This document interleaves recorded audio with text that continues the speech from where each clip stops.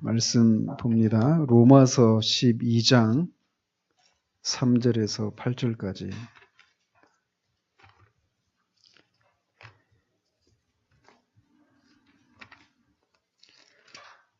로마서 12장 3절에서 8절까지 한 절씩 교독합니다. 내게 주신 은혜로 말미암아 너희 각 사람에게 말하노니 마땅히 생각할 그 이상의 생각을 품지 말고 오직 하나님께서 각 사람에게 나누어 주신 믿음의 분량대로 지혜롭게 생각하라.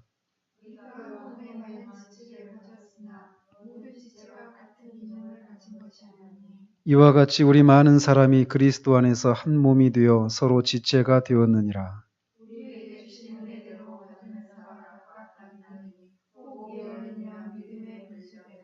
혹 섬기는 일이면 섬기는 일로, 혹 가르치는 자면 가르치는 일로, 혹 위로하는 자면 위로하는 일로, 구제하는 자는 성실함으로, 다스리는 자는 부지런함으로, 긍휼을 베푸는 자는 즐거움으로 할 것이니라. 아멘. 지난주부터 성령의 은사에 대한 그런 부분으로 시작을 했습니다. 그래서 좀 다른 걸 좀 살펴보느라고 조금 얘기가 좀 길어졌는데, 성경에 그 성령의 은사가 토저 목사님 같은 경우는 15가지가 있다 이렇게 얘기를 해요. 그러니까 사람에 따라서는 더 얘기도 하는 사람이 있고 더 적게 얘기하는 사람도 있어요. 근데 어쨌든 저는 이 책에 충실해서 토저 목사님 같은 경우는 15가지 목록을 얘기한다. 지난주도 말씀드렸지만 우리가 이 은사는 어디에 주는 거라고요? 무엇을 위해서? 교회를 섬기도록 주어지는 거예요. 교회들을 섬기도록 개인에게 주어지는 거죠. 그러니까 내가 개인적으로 성령의 은사를 받지만 그거는 내 개인을 위한 것이 아니라 교회를 위한 것이다 라고 하는, 그래서 우리가 이것도 은사였구나, 우리가 직분이라고 생각했던 이런 것도 은사였다라고 하는 것을 또 말씀을 드렸었습니다.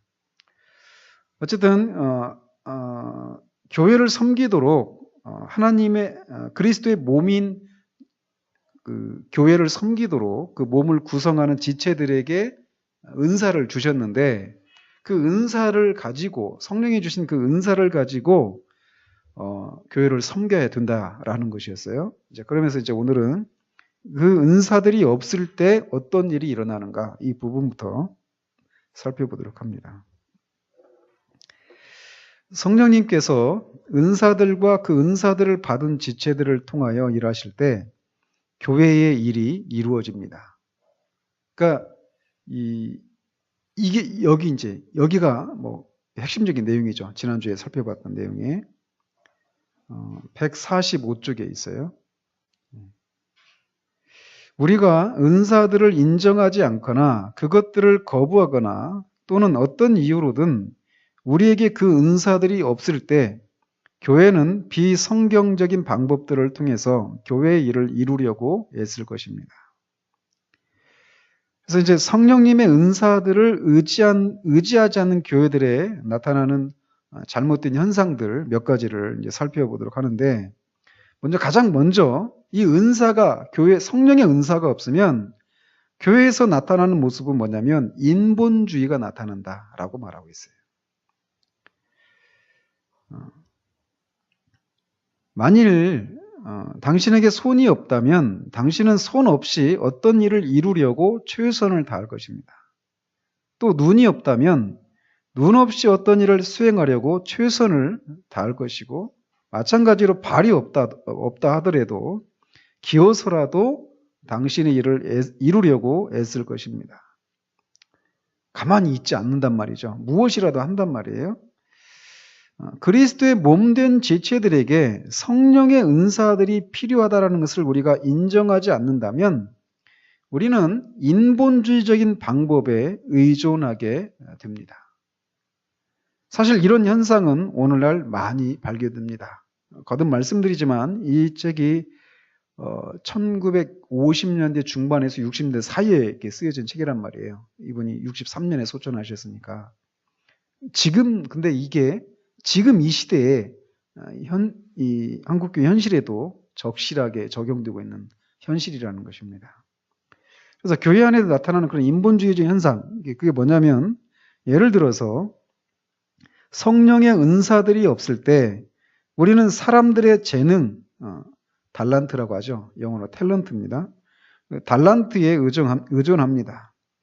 그러나 분명히 말하지만 성령님은 인간의 재능, 즉 달란트를 가지고 일하시지 않습니다. 근데 이런 것이 우리 현실에 많잖아요. 그죠? 내가 달란트라고 말하니까 혹시 예수님의 달란트 비유가 생각날지도 모르겠습니다. 그러나 오해하지 마십시오. 그분의 비유에서 달란트는 단지 주인이 종들에게 맡긴 돈을 의지할 뿐입니다. 의미할 뿐입니다. 그것은 노래를 부르거나 남을 흉내내거나 감정을 표현하는 능력과는 아무 관계가 없습니다. 다시 말해서 그것은 연극계 사람들이 그들의 재능을 사용하여 행하는 것들과는 아무 관계가 없었습니다. 오늘날 그래서 이제 그런 인간의 재능을 이제 이용하는데 인본주의적인 현상이 뭐냐면 인간의 재능을 이용해서 교회를 섬기려고 하는, 교회 일을 하려고 하는 이런 일들이 나타난다는 거예요. 그래서 인간의 재능을 이용하는 것 중에 첫 번째가 뭐냐면 그 부분이 오늘날 발견되는 비성경적 방법들 중 하나는 심리학에 의존하는 것입니다. 교인들을 다루는 법을 배우기 위해서 심리학을 열심히 연구하는 목회자들이 내 주변에도 있습니다. 우리 시대에도 있습니다. 심리학이나 상담학도 마찬가지죠. 다 이런 데서 나오는 것이에요. 이런 사람들을 볼 때 나는 좀 우습기도 하고 역겹기도 합니다. 토저는 인정사정 안 봅니다. 그냥 역겹다고 아주 적나라하게 얘기하죠. 당신에게 성경, 지성, 성령님, 그리고 입이 있다면 왜 굳이 심리학을 연구합니까? 사실 나도 젊은 시절에 심리학에서 무엇을 얻겠다고 열심히 심리학을 연구한 적이 있었습니다.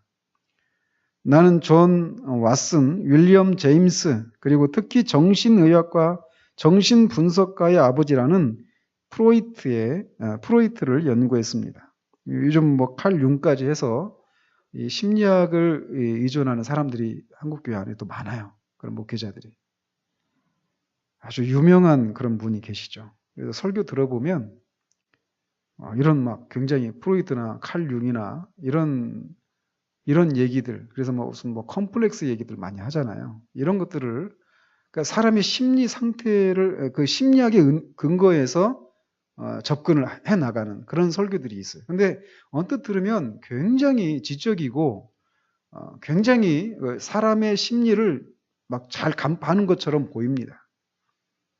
근데 저는 그분의 설교 속에서 그분의 설교를 통해서 진짜 성경에서 말하는 회심이 일어나는지 저는 의문이에요. 10,000명이 넘는 교회예요. 이름만 대면 다 아는 유명한 목사님이죠. 그런 일들이 지금 일어나고 있어요. 한국교회 안에서도. 나는 심리학 용어들과 이론들을 공부했습니다. 다시 말하지만 내가 심리학을 모르는 것은 아닙니다. 그러나 당신에게 성령님이 계시다면 설교 때의 심리학을 이용할 필요가 없습니다. 당신에게 성령의 은사가 있다면 프로이트를 연구할 필요가 없습니다. 프로이트를 연구하는 것 자체가 문제가 되지는 않지만 설교에서 그의 이론을 들먹이거나 써먹지 마십시오. 그전에서도 어떤 여기에 심취한 분이 계셔요. 그래서 심리학, 상담학 이런 걸 하면서 다른 목사님들도 그 공부를 한다고 하면서 저한테 권하는 그런 분들 계셨는데 저한테는 씨가 안 먹히죠. 그러니까 이건 성경이 필요가 없습니다. 그리고 그거는 인간의 어떤 근본적인 그런 문제들을 처방해 주지 못해요. 근본적인 처방이 아니에요. 이렇게 성령의 은사가 없을 때 나타나는 비성경적인 첫 번째 그 양태가 심리학에 의존하는 것이란 말이죠. 그리고 또 두 번째, 성령의 은사가 없을 때 나타나는 또 하나의 비성경적인 방법은 사업적 방법을 사용하는 것입니다. 이런 것도 지금 한국교회 안에 굉장히 넘쳐나고 있습니다. CEO 예수님. CEO가 그 최고 경영자를 말하잖아요. 그래서 그런 어떤 경영학과 어떤 그 사업 그 CEO와 같은 그런 분으로 예수님을 그렇게 묘사를 해서 그거를 현대 목회에 적용하려고 하는 이런 사람들이 많습니다. 굉장히 많고 그런 책들도 잘 팔리고요. 우리가 있는 이런 책들 잘 안 팔려요. 잘 안 팔리는 책입니다. 이제. 대기업 경영자들의 방법을 조차 하나님의 일을 이루려는 형제들을 볼 때 나는 상처를 받습니다. 메디슨가, 그러니까 광고로 유명해요. 그러니까 목회를 하는데 교회를 홍보하는 그 광고업자들이 자기 제품이나 회사를 홍보하는 것처럼 그런 홍보 기법, 마케팅 기법에 입각해서 목회를 하는 사람들이 많단 말이죠.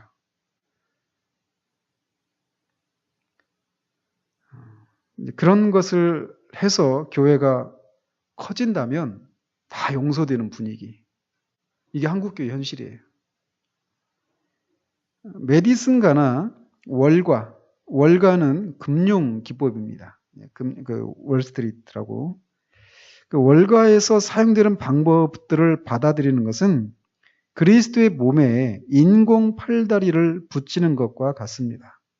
그러나 분명히 말하지만 인공 팔다리로는 제대로 일할 수 없습니다. 이런 교회들이 많아요. 목적이 이끄는 삶 그 책 쓴 분 아시죠? 그 교회가 세들백 교회예요. 세들백 교회. 그다음에 윌로 크릭 교회. 다 몇만 명씩 하는 교회입니다. 미국에서.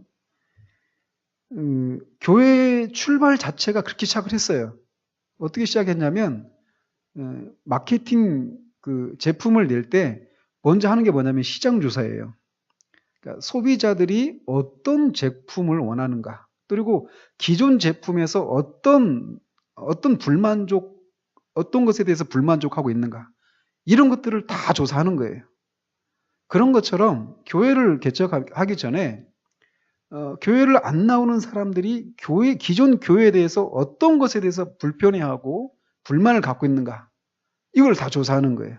또 교회를 나오고 싶어 한다면 그 사람들에게 교회에서 뭘 제공하면 교회에 나올 수 있는가, 이런 것들을 다 조사해 가지고 그런 것에 합한 교회를 시작한 거예요.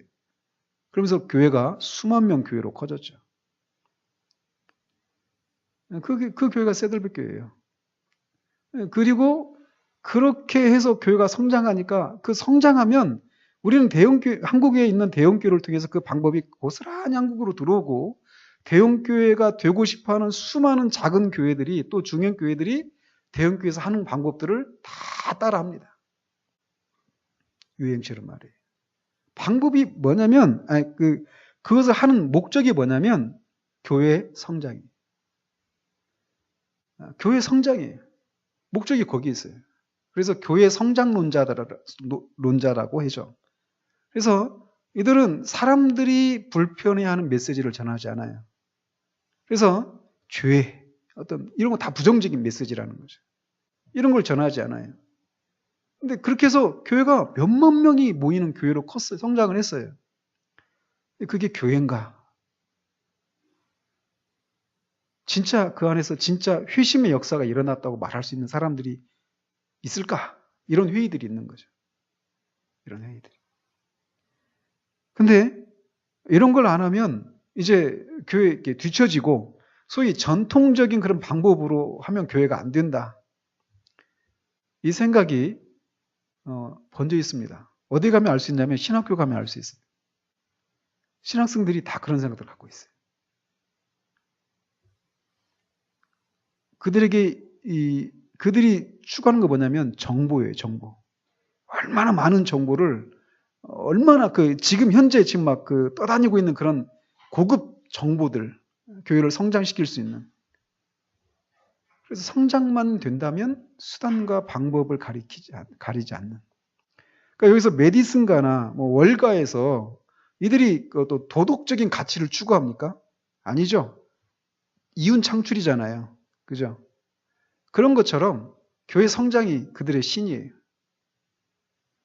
교회가 크면 다 용서됩니다. 그게 한국교회 현실이에요. 미국도 마찬가지예요.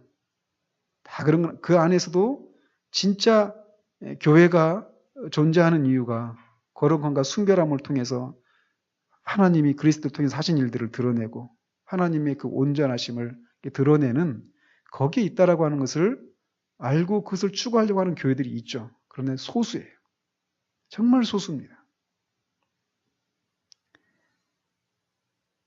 어쨌든 이제 그 성령의 은사가 없을 때 나타나는 비성경적인 방법은 사업적인 방법을 사용하는 거예요. 그러니까 우리 이게 교회 전체적으로도 그렇지만 주일학교도 마찬가지예요. 달란트 시장 이런 거 있죠. 그러니까 다 그것들의 뿌리를 들어가 보십시오. 한국 요즘 교회에서 막 유행하고 있는 이런저런 막 프로그램들 있잖아요. 전도 프로그램이나 이런 것들. 그게 성경적인가 아닌가는 중요하지 않아요. 그게 사람을 모을 수 있는가 없는가. 기준이 그겁니다. 사람을 모을 수만 있다면 다 용납돼요. 그리고 다 하니까 아무런 문제의식이 없이 그것들을 하는 거죠. 너도 나도 다 하고 있으니까 그게 잘못된 줄을 몰라요. 그런데 이게 오면은 막 답답하겠죠. 그죠? 근데 우리의 신앙과 삶의 유일한 기준은 성경입니다. 하나님 말씀이에요. 아무리 어떤 성과물을 내도 그게 성경적인 것이 아니라면 하나님은 인정하지 않습니다. 또 성령의 은사들이 없을 때 우리가 의지하기 쉬운 또 다른 비성경적인 방법은 정치적 테크닉입니다. 이것은 세일즈맨처럼 상대방을 설득하는 방법입니다. 이런 방법에 의존하는 사람들은 성령님이 교회 안에서 어떤 일을 하시는지에 대해 깊이 공부할 필요가 있습니다. 그렇게 해야만 그리스도의 몸이 정상적으로 작동할 수 있습니다. 사람의 몸에서 생명이 빠져나가면 그는 시체라고 불립니다. 바꾸어 말하면 그는 유골이 되는 것입니다. 반짝이는 눈과 힘찬 목소리를 가진 건강하고 아름다운 사람이 죽어서 장례식 때 우리 앞에 유골로서 나타나는 것은 참으로 슬픈 일입니다. 왜냐하면 장례식 때 보이는 것은 그의 가장 적은 부분이기 때문입니다. 살아있는 사람은 가버리고 몸만 남았는데 그 몸도 전체가 아니라 오직 유골뿐입니다. 어떤 교회는 말 그대로 죽어 있습니다. 그들에게서 성령님이 떠나셨으며 그들에게 남은 것은 유골뿐입니다. 그들에게는 교회의 가능성만 있고 교회는 없습니다. 이것은 죽은 사람에게 산 사람의 가능성은 있지만 산 사람은 없는 것과 마찬가지입니다. 죽은 사람은 말할 수 없고 맛볼 수 없고 만질 수 없고 느낄 수 없고 냄새 맡을 수 없고 볼 수도 없고 들을 수 없습니다. 왜냐하면 그는 죽었기 때문입니다. 죽은 사람은 영원히 떠난 사람입니다.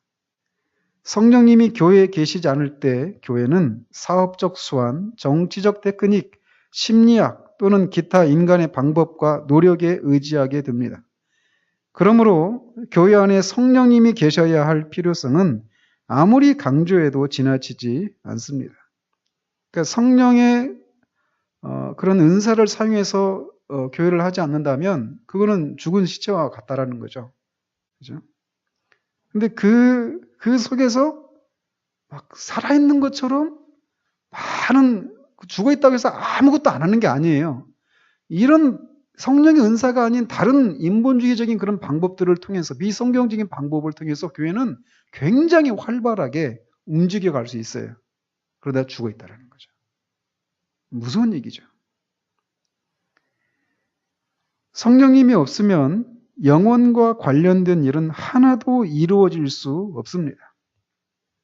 저는 아까도 이 부분 다시 읽으면서 막 서럽더라고요. 뭐가 서럽냐면, 그래요.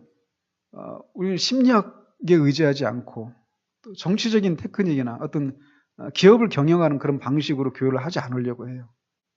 성령의 역사가 나타나기를 이렇게 소망하면서 한단 말이죠. 그러니까 그런 인본주의적인 방법을 사용해서 하지 않는다고 해서 그것이 곧 성령의 은사를 사용해서 하는 것이다. 이렇게 말할 수는 없잖아요. 그죠?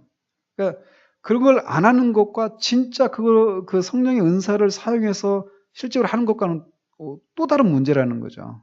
그런 면에서 정말 어떡하든지 저는 이 방법대로 안 하려고 안 하고 싶거든요. 어느 부분에서 제가 하고 있는지도 모르겠어요. 근데 안 하고 싶어요. 근데 그게 된다라고 하는 것을 이 시대 가운데 정말 이 망가진 시대 가운데 드러내야 되지 않겠어요? 그죠? 그런 면에서 서러움이 있다라는 거죠. 그런 면에서 우리 교회가 충분히 그렇게 하고 있는가? 그런 면에서 서러움이 있어요. 읽으면서 말이죠.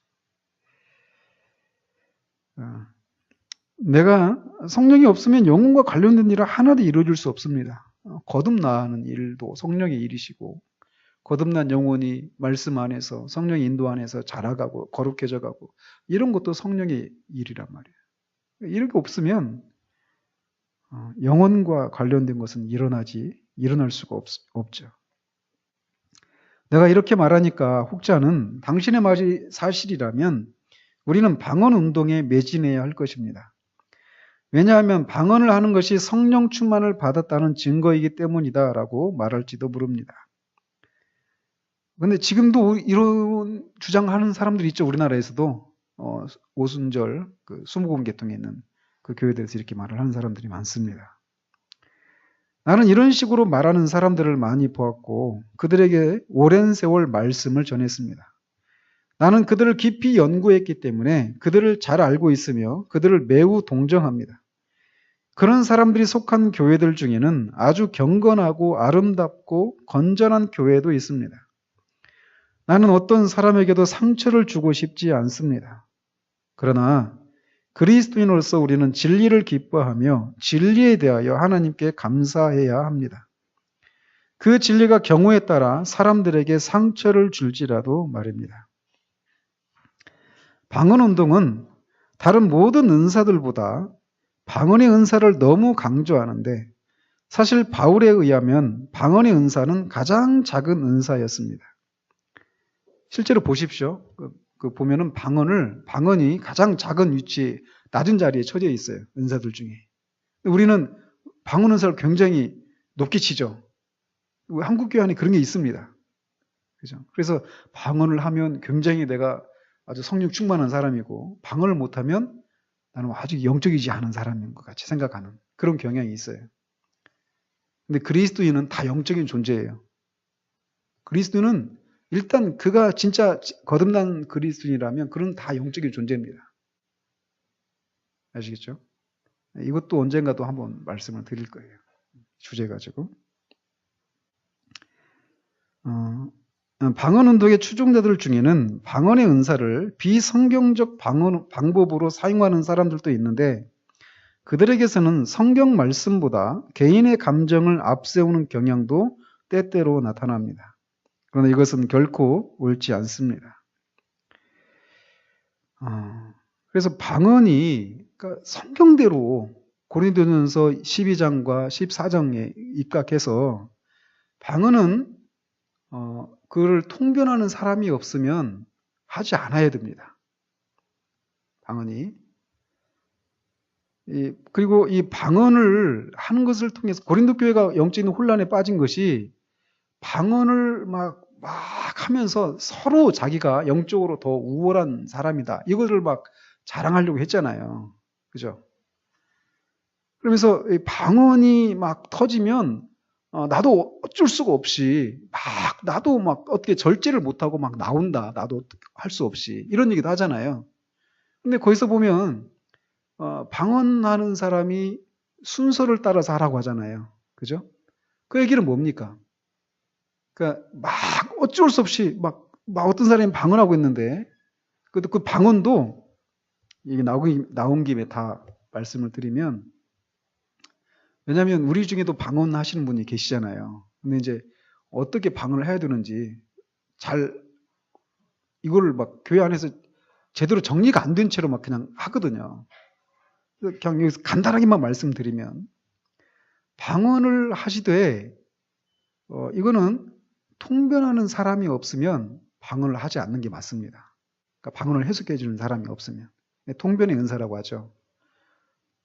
그리고 이 방언을 이제 하면 지극히 개인적인 용도로 방언 기도를 해야 되는 거예요. 개인적인 용도로.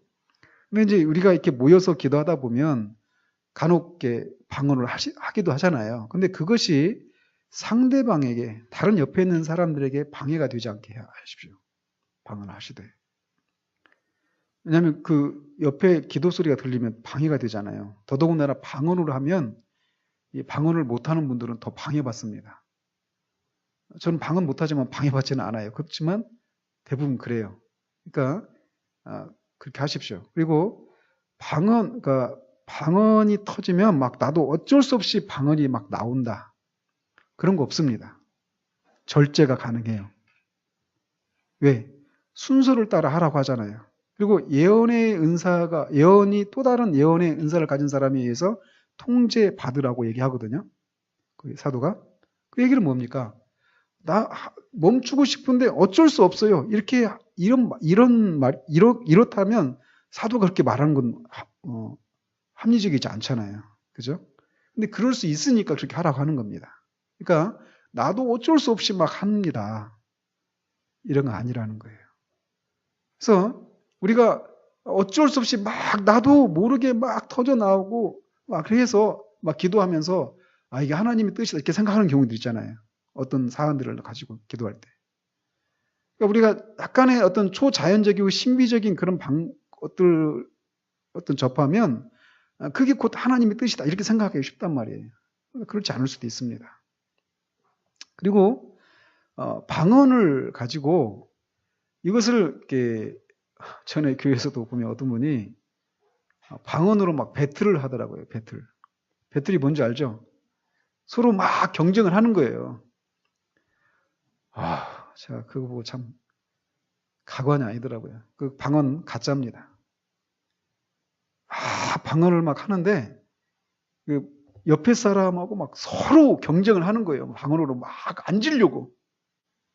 이미 하나님은 안중에 없고 상대방을 막 의식해서 방언으로 상대방을 꺾으려고. 결국 목소리 큰 분이 이기더라고요.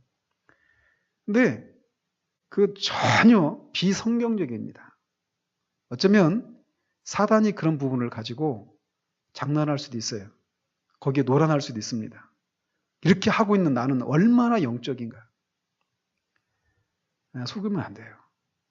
근데 우리는 교회 안에서 워낙 기도를 하지 않는 그런 시대를 살아가고 있기 때문에 누군가가 그런 것으로 막 기도하고 그러면은 저 사람은 진짜 영적이다.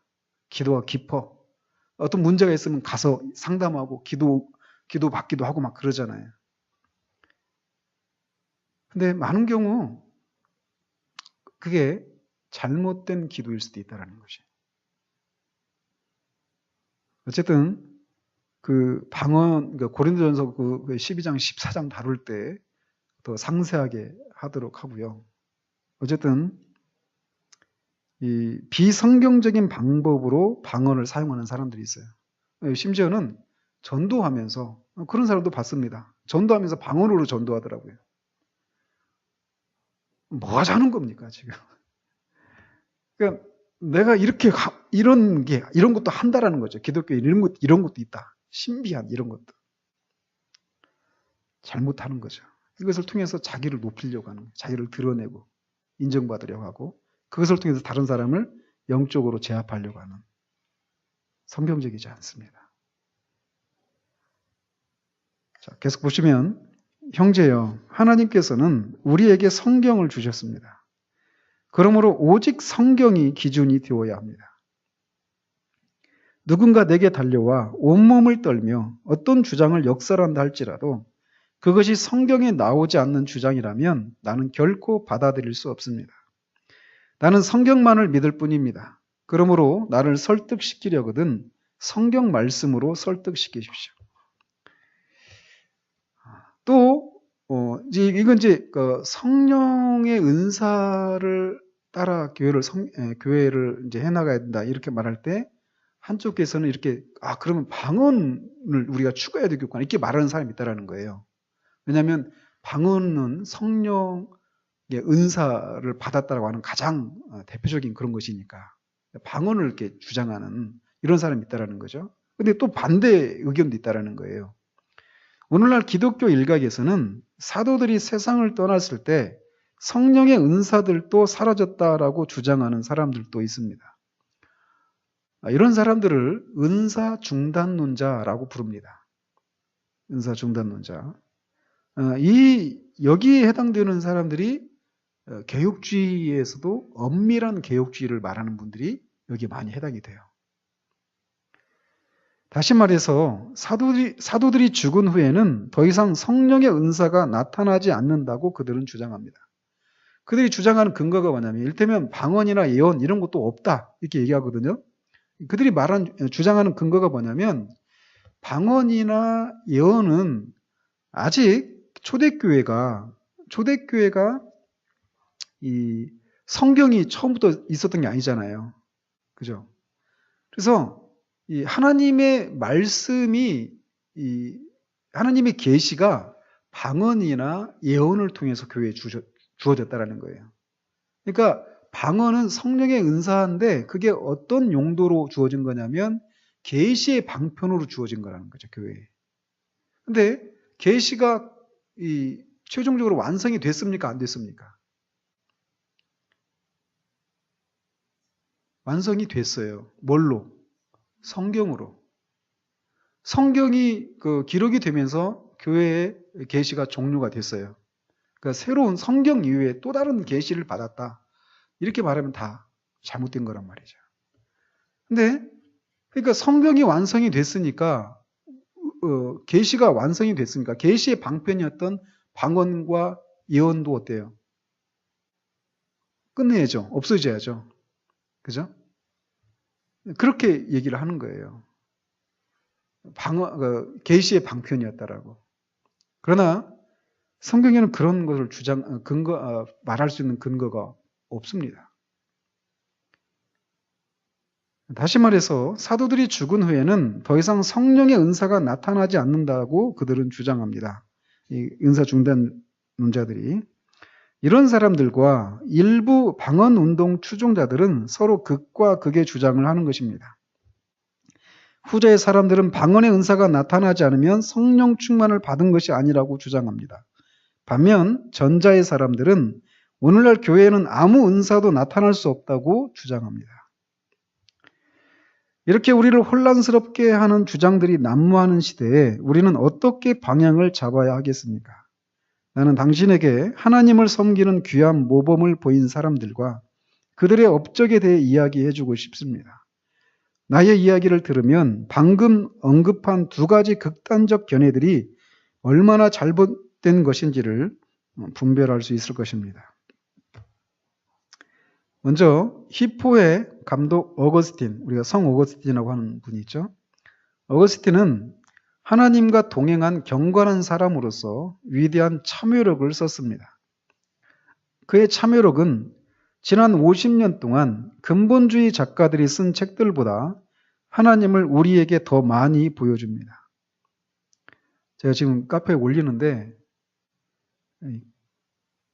거의 안 읽더라고요. 그래서 지금 올리다가 중단하고 있어요. 굉장히 이게 지금 말하고 있는 것처럼 정말 깊은 책이거든요. 봐서 천천히 올려려고요. 내가 섬에서 혼자 사는 동안 이런 책들과, 그러니까 그 근본주의 작가들이 쓴 책들, 그런 책들과 그의 참여록 중에서 양자택일해야 한다면 나는 그런 책들을 다 포기하고 어거스틴의 참여록을 읽을 것입니다. 왜냐하면 그의 책에는 하나님이 계시기 때문입니다. 어거스틴은 탁월한 변사이며 헬라의 수사학을 열심히 공부한 사람이었습니다. 그러나 성령 충만했을 때 그는 나는 헬라의 수사학이 싫어졌는데 그 때문에 고민에 빠졌다. 나중에 나는 그 이유를 알게 되었다. 헬라의 수사학에는 그리스도가 계시지 않았기 때문이다 라고 말했습니다. 그는 역사상 가장 탁월한 6명의 지성인들 중 하나였으나 그리스도를 따르기 위하여 자신의 지성을 포기했습니다. 또 클루니의 버나드를 생각해 보십시오. 그는 거룩한 사람이었으며 예루살렘 금성아라고 하는 찬송가를 지은 사람입니다. 이 찬송가는 예루살렘 금성아 복 가득하도다라는 가사로 시작됩니다. 그는 하나님과 동행한 사람이었습니다. 그의 쌍둥이 형제 클레르브의 버나드가 더 유명합니다. 클레르브의 버나드도 아름다운 찬송가를 지었는데 그 중에 대표적인 것이 구주를 생각만 해도 내 마음이 좋거든. 우리 찬송가도 있죠? 이라고 시작되는 찬송가입니다. 또 우리가 살펴볼 사람은 14세기에 살았던 리처드 롤입니다.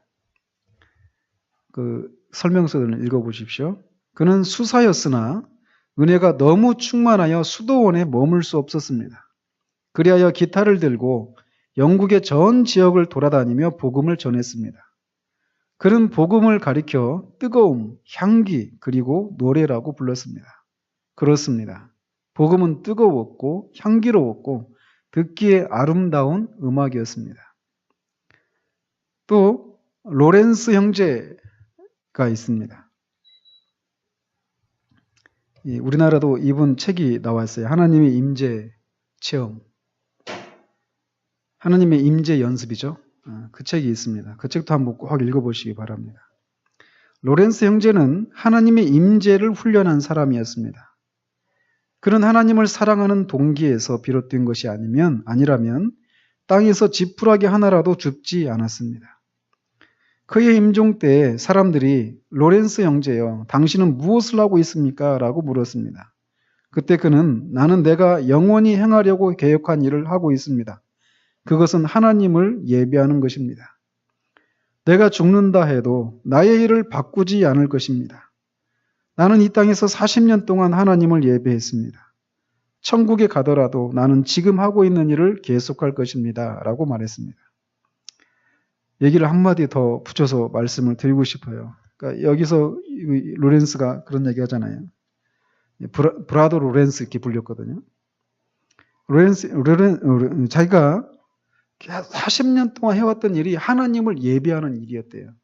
하나님을 예배하는 게 뭘까요? 그러니까 주일날 와서 예배 드리는 게 예배일까요? 그런 요소도 있죠. 그러나 그게 전부가 아니라는 거예요. 예배의 핵심은 뭐냐면 하나님을 만나는 거예요.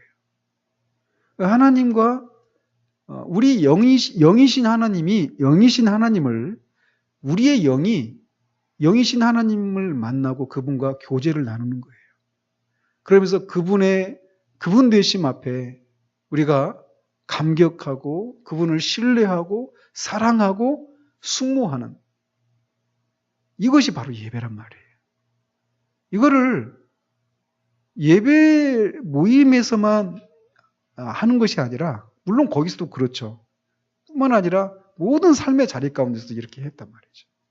이런 면에서 하나님을 예배하는 것이 저는 언제가도 그 요한일서 하면서도 말씀드렸잖아요. 그 부분 한번 꼭 들어보십시오. 하나님을 신앙의 궁극적인 목적은 하나님과의 관계를 누립니다. 이 부분을 제가 몇 번 말씀을 전했어요. 꼭 한번 들어보십시오, 다시. 우리는 예배가 무엇인지를 몰라요.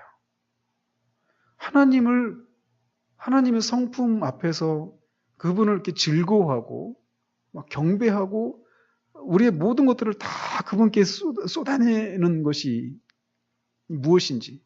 이런 얘기하면 신비주의다. 이렇게 얘기하는데, 맞습니다.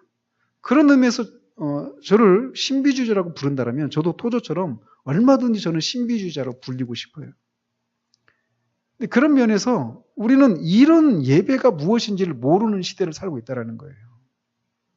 그 일중심이죠. 일중심이. 아니면 어떤 막 교리중심, 그러니까 기독교 지성주의. 근데 그때도 말씀드렸죠. 이 세 가지가 같이 있어야 돼요. 우리가 무엇을 믿는지에 대한 기독교 지성, 그러니까 이 신앙 고백, 바른 신앙 고백. 이게 있습니다. 그냥 마음이 뜨겁고 즐겁고 이것만, 감정만 쫓아가는 이런 것이 아니라 무엇을 믿는가에 대한 분명한 지식. 이게 있어야 돼요. 이것이 강점이 소위 개혁교회를 이렇게 표방하는 그런 교회들에서 강점이죠. 개혁주의를 표방하는 그런 교회들에서. 왜냐하면 우리가 무엇을 믿는가를 가장 잘 요약해 놓은 것이 신앙 고백서들이거든요. 요리문답이나 신앙 고백서. 우리도 그걸 하려고 하잖아요. 그죠?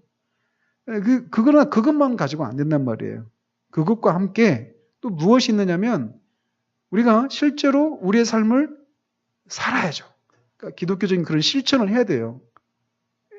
그러니까 그것만 어떤 교리적인 그런 것을 알고 깨닫고 거기서 오는 즐거움을 추구하는 것에도 그치면 안 되고 그것에 따라서 우리의 삶을 살아가는 거, 실천하는 기독교 행동을 하는 이 행동도 같이 있어야 되는 거예요.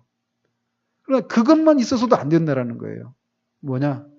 신비적인 요소, 영적인 요소가 있어야 된다는 거예요. 이 세 가지가 같이 있어야 돼요. 근데 어느 한 가지만 있든지 아니면 두 가지만 있든지 이런 현실이라는 거예요. 우리 시대가. 그러나 이 세 가지 요소가 같이 있어야 돼요. 다시 한번 꼭 들어보십시오. 그래서 제가 우리 교회 홈페이지에다 올려놓은 게 그래요. 있잖아요. 그걸 제가 써놓은 것도 짧게.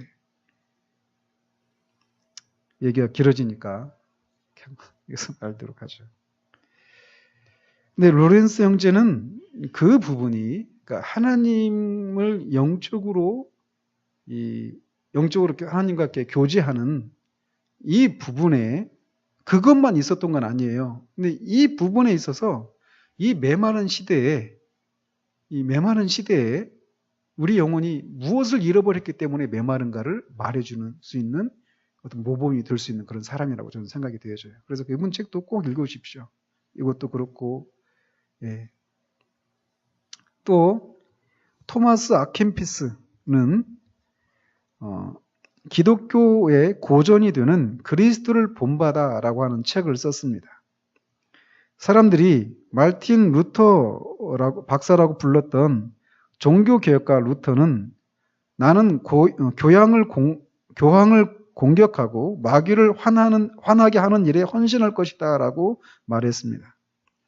그는 자신을 대적하는 사람들 앞에 서서 지붕의 모든 기와가 마귀라 할지라도 나는 여기에 선다. 하나님 저에게는 다른 선택이 없습니다. 저를 도와주십시오 라고 외쳤습니다. 루터는 하나님의 말씀을 교회에 되돌려 주었으며 교황을 그에게 본래 합당한 자리로 되돌려 보냈습니다. 이 루터가 했던 이 말도 굉장히 전후 사정들을 다 알면 이게 얼마나 위대한 기도인가를 알 수가 있어요. 이게.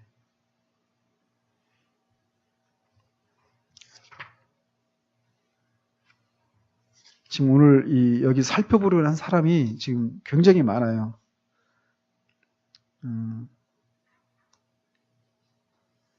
진젠드로프까지만 하도록 하죠. 두 분만 더 살펴봅니다. 진젠드로프는 독일의 부유한 귀족이었습니다. 그는 십자가에 못 박히신 그리스도의 그림을 보고 울면서 주님이 나를 위해 죽으셨다면 나를 주님께 드려야 한다라고 외쳤습니다. 그의 헌신과 비전에서 비롯된 줄기찬 노력은 현대 모든 위대한 선교 운동의 모태가 되었습니다. 젠젠도르프는 경건주의 운동을 창시한 사람이 아니라 이제 그거를 더 심화시킨 이제 이런 분으로 알려져 있죠. 저는 이분 책을 접하지는 못했어요. 이분에 대한 얘기는 여기저기 책에서 많이 이렇게 들었는데 이분 책을 직접 읽지는 못했어요. 책이 있는지는 모르겠어요. 아니면 뭐 전기도 저는 아직 접해지를 못했어요. 또 게르하르트 테르스테겐, 저도 잘 모르는 분입니다. 그분은 비단 자른 일을 했던 독일 사람이었습니다. 하나님을 깊이 체험했을 때 그는 자신의 피로써 하나님과의 언약에 서명을 했습니다. 그의 오두막은 독일의 전 지역을 위한 영적 능력의 중심지가 되었습니다. 자, 시간상 이분 여기까지만 해야 될 것 같아요. 다음 회에도 살펴보겠지만 결국 이 모든 분들이 가지고 있는 공통점이 이제 뭐냐면, 근데 지금 제가 그래요. 다음 주에 더 한번 하겠습니다. 그냥 이분들 제가 더 할 얘기들을 덧붙여서요. 이분들이 다 이렇게 기독교, 그러니까 성경 사도시대 이후에 교회에서 교회를 섬겼던 분들이거든요. 근데 아는 사람도 있고 대부분 모르죠. 그러죠? 어거스틴은 아시죠? 그리고 대부분 루터 정도 알고 로렌스 형제 정도 아시는 분은 아시고 대부분은 모르는 분들이 많을 거예요. 근데 이분들이 다 한결같이 교회를 섬기고 하나님을 섬기는 어떤 모범으로 우리에게 제시할 수 있는 그런 분들이었단 말이에요. 그러면 그들이 무엇으로 이렇게 섬겼는가?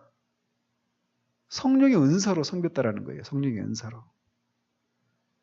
그래서 근데 이분들이 방언을 했다는 기록도 없고 또 교회를 섬기는데 사도시대 이후에는 그 성령의 은사가 사라졌다라고 말하는 그분들의 입장으로도 설명이 안 되는 일들을 했던 분들이란 말이죠. 그래서 이 두 극단적인 견해, 방언이 성령의 충만함을 받은 증거다. 또 사도시대 이후에는 성령의 은사가 사라졌다. 이 두 극단적인 주장이 잘못됐다라고 하는 것을 이들이 보여주고 있다는 것입니다. 다음 주에는 이어서 더 살펴보도록 합니다. 근데 지금 여기서 토저 목사님이 언급하고 있는 분들 있잖아요. 이분들의 전기든지 어떤 이분들의 책들 될 수만 있으면 다 접하십시오. 다. 저도 모르는 분들이 있어요. 책이 우리나라에 번역이 안 된 그런 책들도 있기 때문에 모르는 분들이 있는데 그래도 그래서 아무튼 이런 것들을 통해서 우리는 우리의 현 주소를 볼 수 있어야 됩니다. 내가 이 시대 가운데서는 어쩌면은 내가 은혜를 누렸고 또 많은 어떤 그런 은혜 체험을 한 사람이라고 생각할 수 있을지 몰라요. 그런데 우리의 기준이 우리가 살고 있는 이 시대의 다른 사람들과 이렇게 비교해서는 안 된다라고 저는 생각을 합니다. 루이 존스는 우리 신앙의 표준은 성경과 부흥 시대의 교회다 이렇게 얘기하거든요. 부흥의 시대 때 나타났던 그 교회의 모습, 이것이 우리 신앙의 표준이다라고 얘기를 해요. 그리고 여기 있는 분들은 다 그렇게 개인적으로 부흥을 경험했던 분들이에요.